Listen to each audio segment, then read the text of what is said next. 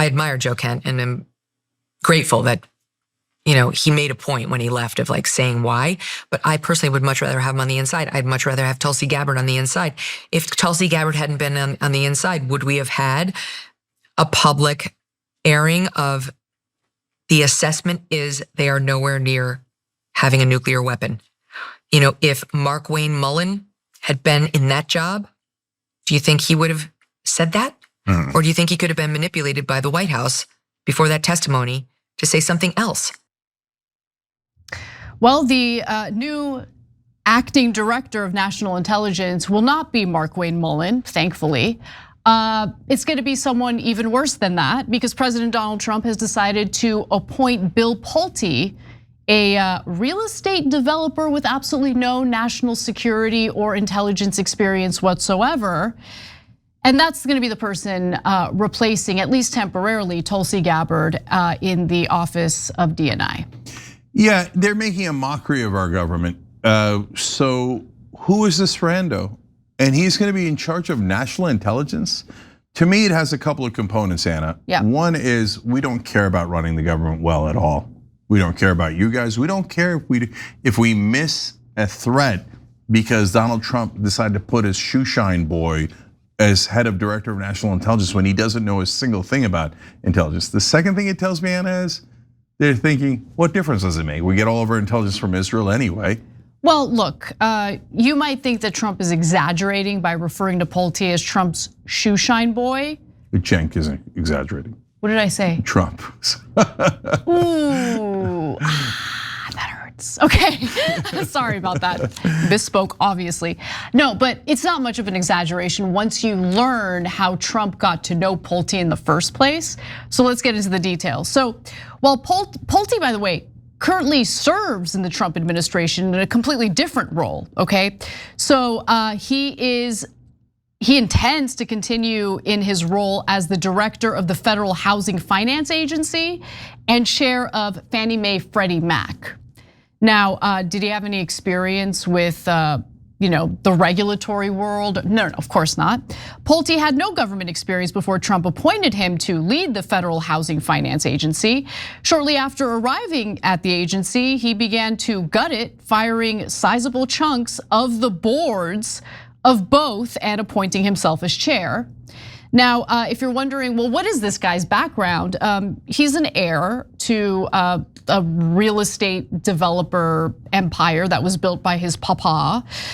He's the clown, by the way, who also floated the idea of a 50-year mortgage, which Trump decided to put out there and received a lot of backlash, including from his own base, over the suggestion that, hey, house prices are a little expensive. Maybe we do 50-year mortgages as a solution.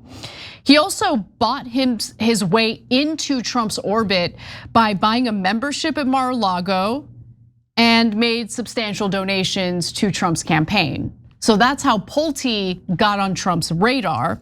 The Wall Street Journal reported last year that some call him Little Trump. White House officials reportedly told staffers at Trump's golf club in Virginia not to let Pulte catch the president unattended. And so in announcing Pulte as the new acting DNI, Trump wrote the following on Truth Social. William has deep experience managing the most sensitive matters in America, and safety and soundness of the markets, and over $10 trillion at Fannie Mae Freddie Mac, a substantial increase from where it was just 12 months ago. Okay, so explain to me how this guy is qualified to be the director of national intelligence, which, to be clear, would be leading and overseeing 18 separate intelligence agencies that, by the way, have a $115 billion budget. How is he qualified for that? But there's more. So he is, again, the heir to his family's residential development firm, Pulte Group. He also previously founded a private equity firm, of course he did, called Pulte Capital. And he sure is a Trump loyalist, and that's probably why he was appointed to the interim DNI. Pulte has used his housing agency post to encourage prosecutions of the Republican president's perceived political enemies, accusing New York Attorney General Letitia James and California Senator Adam Schiff, both Democrats, and Federal Reserve Governor Lisa Cook of mortgage fraud. Those accusations and attempted prosecutions have gone nowhere. So for instance, a federal grand jury has refused to indict Letitia James in this DOJ prosecution. Officials have not brought charges against Schiff, who denies the allegations made against him. And Trump did attempt to fire Cook over Pulte's unsubstantiated accusations, but courts allowed her to remain in her role, and she has also denied the allegations. Finally, as of now, it appears that the Supreme Court is going to weigh in on the matter pertaining to Cook, and based on the deliberations, or at least the arguments that were made and the way the Supreme Court justices responded to it, seems like they're gonna side with Cook.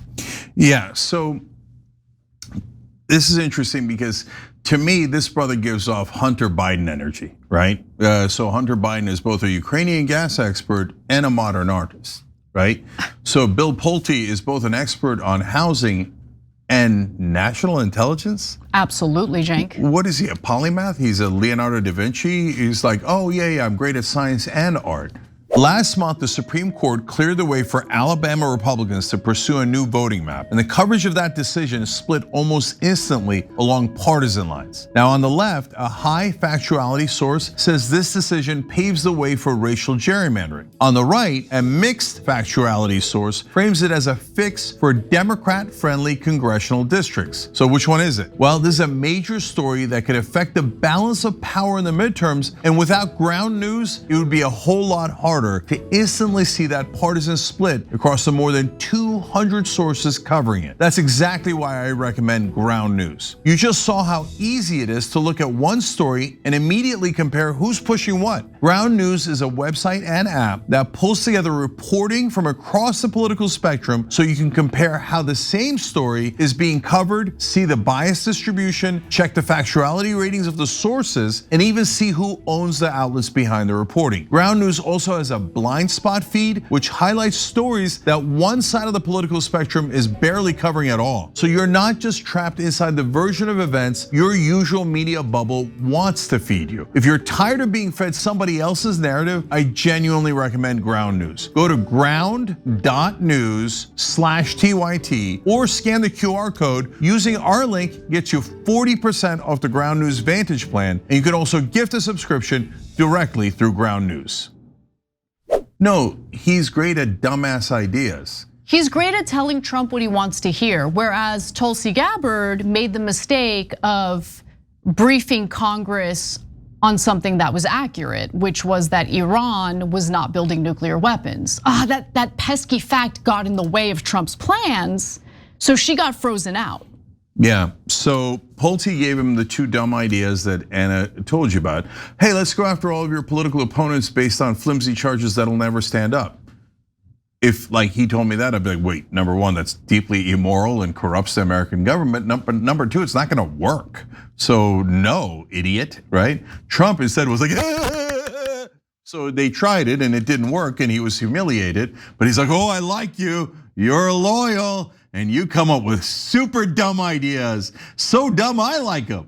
So the second one was the 50-year mortgage. And Trump got humiliated by it. The right wing rose up in anger over it, let alone the left and independents. Yeah, everyone who wants to have a 50-year mortgage. Is that so you literally you can never pay off your house. You're forever indebted. The banks not only control your house and you never get to own it, but then you pay interest and way more interest. So the banks make more money. It isn't to help you, it's to help his donors that are bankers, right? Won't someone think about the poor banks? Oh, the poor banks. The poor bankers. So Pulte comes in, he's like, oh, I'm a donor and I'll kiss your ass and I have super dumb ideas. Trump's like, manna from heaven.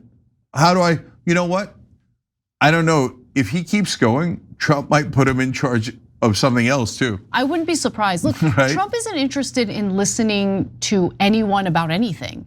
Trump wants to be surrounded by people who just nod along to his ideas and to what he wants to do. Remember, there's only one person who gets through to Trump. One person who's really the boss of Trump, and that's Benjamin Netanyahu. Everyone else can just shut up and nod their heads. That's what this is. Yeah, and Netanyahu trumps Trump. So when Netanyahu's in the room, Trump's like, oh yeah, it's a good idea to attack Iran, right? They can't close the Strait of Hormuz, right, Bibi? And they won't attack our Gulf neighbors or our bases in the Gulf at all, right, Bibi? He's Netanyahu's Bill Pulte. And Netanyahu's like, good boy, good boy. I'll put you in charge of America and maybe even Greenland. Trump's like, oh my God, I'm gonna be in charge of Greenland too. So, well, these two dumbasses have found each other, and now one of them is the director of national intelligence and housing, and the other one is the president of the United States and commander in chief. So God help us all. Yeah, a little concerning that this guy's gonna have access to pretty sensitive information. Every time you ring the bell below, an angel gets his wings. Totally not true, but it does keep you updated on our live shows.